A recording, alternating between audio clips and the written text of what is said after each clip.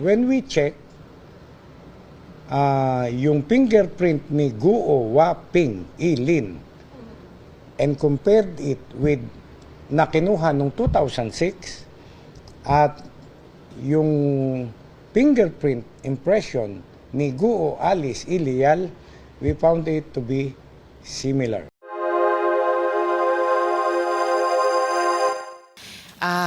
Pwede po ba kayong magbigay sa amin ng update sa mga kaso na naka-file na kay Mayor Alice Leal Guo Last Friday, Madam and company, Chair, sir? Yes. PAOK and CIDG filed a case for qualified human trafficking against 14 respondents. Kasama po dun si Mayor Alice Guo at si Sir Dennis Cunanan. Aside from that, kahapon po may final na case for additional respondents naman.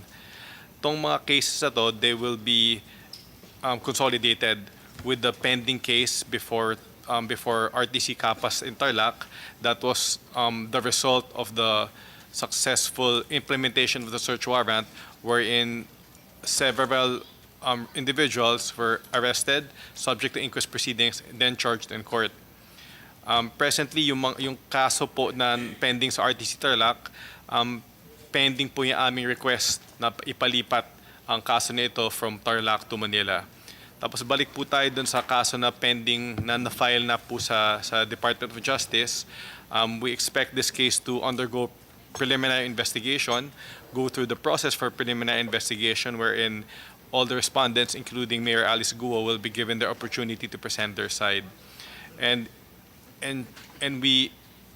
there will only be a filing of the case in court should the investigating prosecutors deem there to be probable cause to charge them for the crime charged.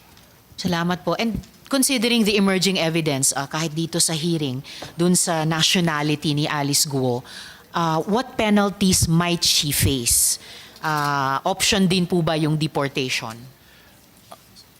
Kung ma-charge po si Mayor Alice Guo at yung mga ibang foreign nationals na respondents, sa harap po sila sa kaso at kung ma-deem guilty sila ng korte, ang maximum penalty po ay life imprisonment. Pending ang kaso sa korte, hindi po sila pwede ma-deport.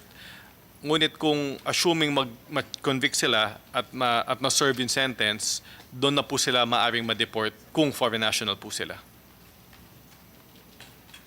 Pero kahit ma-deport, they would still serve their sentence dun sa bansang pagdedeportan sa kanila? Yes, ma'am. It is clear that if convicted, service of sentence in the Philippines is a prerequisite before their deportation to their countries. Alright, malinaw po yun. Maraming salamat, Yusek. Additionally for BI, ayon po sa travel records ni Guo Jianzhong, yung inaakala nating ama ni Alice Guo, the first time he was here was in 1994, ayon sa travel records niya. Accurate po ba yon? Kasi kung totoo, paano na-conceive si Alice Guo? 1986 daw siya ipinanganak dito sa Pilipinas, pero first time daw nandito yung kanya daw na ama ay 1994. Accurate ba yon? Ang aming computerized travel records, Madam Chair, just started in 1992, sometime in 1992. So covered yung 1994 first time here ni Guo Jianzhong. So posibleng tama na 1994 lang siya nakarating dito. So kung totoo, yes, Chief. From the computerized records po, ma'am, 1994, but it does not rule out na prior to the records being computerized, meron siyang arrival. So kaya posible talagang dito na conceive si Mayor Alice Guo. Possible din hindi. So possible din bukod sa Immaculate Conception. Pero dahil 1992 lang na computerized, posibleng dito talaga. Okay. Yusek, if you can answer this question. Now that there is a move to cancel the birth certificate, meron ng ika-cancel na, and I'm very optimistic maka-cancel with the amount of evidence na peking kanyang birth certificate. Nakikita ko na maka-cancel to. Anong mangyayari kay Guo Huaping? No? Ang basa ko dyan, sir, baka additional evidence po yan dun sa co-warrant of proceeding na i-initiate ng Office of the Solicitor General labang kay Mayor Alice Guo. But maiiwan pa ba siya sa bansa natin? If the co-warrant of proceeding against her succeeds, she will be stripped of Philippine citizenship. However, as long as if she is charged in court for her pending criminal investigations, hindi po siya maaaring ma-deport habang pending itong mga kaso na to. Kung ma-cancel yung kanyang birth certificate, in effect, maka-cancel yung kanyang Filipino citizenship, di ba? Kasi that's the proof of her citizenship eh. Ang basa ko dyan, but we have to look into it further, no? The way to cancel her citizenship is through the co-warrant of proceeding. Yes.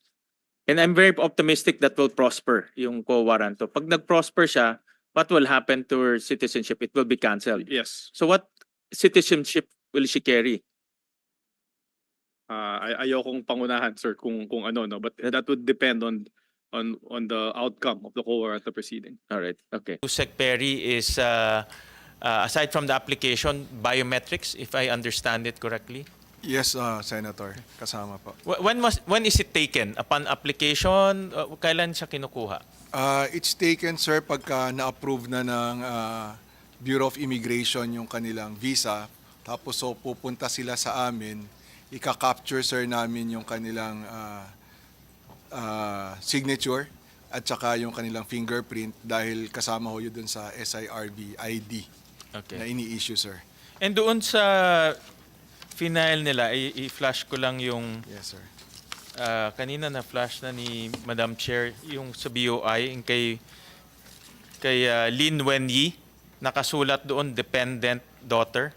Kay Lin Wenyi, nakasulat doon dependent daughter. Yung kay BOI. Anong ibig sabihin ng dependent daughter? Yung typical ho yung normal na interpretation natin, anak niya tapos below 21 years old. So doon sa kanyang papeles, dineklara niya anak niya. Apo. Okay. And then the committee was also furnished with itong passport ni Go Huaping. And then there's also the next slide. Next slide. Yan. Yung passport is the original passport, tama? Opo, yung Ni Go copy ho Huaping. namin as captured dun sa yung Itong picture nung mas malaking bata, kailan niya nakuha? 2003. 2003, sir. 2003. Apo. Okay. 2003 siya nakuha. So at that time, if you go by this age, mga around 13 years old siya at that time. Yes, Your Honor. Correct. And then kasama nito is, I understand, biometrics na sinubmit rin to the committee. Yes, sir. Yeah, and I just want to flash the biometrics. Madam Chair, it was given to the committee. So ito yung biometrics ni Go. Na nakuha ninyo. Correct? Well, hindi nyo ito yung sinabit ninyo, no? Yan yung sinabit ninyo sa amin, no? Yes, Your Honor. Okay. So, during that time, physically, kinuha nyo yung biometrics ni Go Huaping, kinuha nyo siya ng picture in 2003 Tsaka signature. and signature. Physically, nandoon siya. Opo, Your Honor. Hindi anyone na representative or anyone. Siya mismo ang kumuha Siya nun. mismo po. Oo. And Madam Chair, with the permission of the chairperson, I also saw kanina that the chairperson pinakita yung NBI clearance ni Alice Guo. Can we show that? I don't have a copy of that. No? Ayan, sir, sorry na ano namin CR mo. Sir, galing this document came from NBI. Yes, sir. This is the NBI clearance of Alice Guo, complete with picture and biometrics. Ngayon ko lang nakita yan, sir, pero kung Ang NBI i-presume ko na yan na yun, sir. This was submitted to the committee, Submitted to the official, committee, official Senator. document. Yes, sir. So, merong ngayong fingerprint ang BOI, may fingerprint ang NBI. Kayo ang competent agency to match? Pwede nyo bang gawin yan para sa committee? Yes, sir. May dactyloscopy division kami, sir. Yun, Pero kayong- determine whether or not the fingerprint ay parehas. At yun, yung katanungan kanina ni Senator Ontivero, sir, tinanong ko kung tapos na. Hanggang ngayon pinag-aaralan pa nila, sir. Meron I think the committee already communicated with NBI na i-match. Yes, sir. Na-match na ba? Pinag-aaralan pa, sir. Hindi pa tapos, sir. Hindi pa natapos. Pero nag-umpisa na yung matching. Opo, sir. Kailan matatapos? Itatawag ko ngayon, sir, kung ano. Kasi tinawag ko kaagad kanina. Pati pinapuntahan ko na rin yung address ng nag-request ako dito sa NCR na pupuntahan yung address nung 2005 clearance. Wala pang feedback, sir. Baka pwede niyong tanungin kung pwedeng mabigyan tayo feedback bago matapos ang hearing. Yes, sir. Tatawag ko. Kasi andyan na yung galing sa BOI, which is importanteng ebidensya. Meron na kayo nakuha. Match na lang natin. Ako confident ako, 100% ako na magmamatch yan. Pwedeng, kung ang NBI, sir, wala pang specimen ng fingerprint, pwedeng dadalahin ko, sir, pagbalik ko papunta Pero sa office. napadala na ng committee yung, I think the digital copy napadala na. No? Itatanong. Paki-verify na lang, sir. Yes, sir. Tatawag ko ngayon, sir, pagkatapos, sir. When we check, yung fingerprint ni Guo Waping Ilin and compared it with na kinuha nung 2006 at yung fingerprint impression ni Guo Alice Ilial, we found it to be similar, the same, one and the same person. Fingerprint, dactyloscopy is an infallible science of identification. No two person, even twins, will have the same fingerprints. Conclusive ito. Sa korte, conclusive ito. Hindi, walang dalawang tao sa buong mundo na magkapareho ng fingerprints. Kumpirmado na si Guo Waping at saka si Alice Guo ay pareho at iisa. O yan. NBI na po mismo ang nagkumpirma na si Alice Guo at saka si Guo Waping ay pareho. Iisa sila, pareho sila. Iisang tao lang. You mentioned earlier na meron pa kayong ibang mga information na kuha. Ano yung mga ibang information tungkol sa identity ni Alice Guo? Sir, we are checking information based on our intelligence sources po. Like sa mother po, yung variations po ng name and other information provided po based sa pagkatao po niya. So, 'di ba pag magbubukas tayo ng bangko, ng bank account, pumiperma tayo pa name, last name, 'di ba? Address. Opo. Tapos meron din doon maiden name. Name. Maiden name ng mother. Mother's maiden name. Tama? Opo. Ano ang sinulat ni Alice Guo doon sa mother's maiden name? Based po sa investigation po namin, doon po namin, there are several variations po, Senator. So, just to give you some of the variations po na tinitignan namin, Winnie Leal po, Wenny Leal Lin, Wenyi Lin Leal, Winnie C. Leal, tapos yung Amelia Lim Leal and Amelia Leal po. So, several variations po, like I mentioned.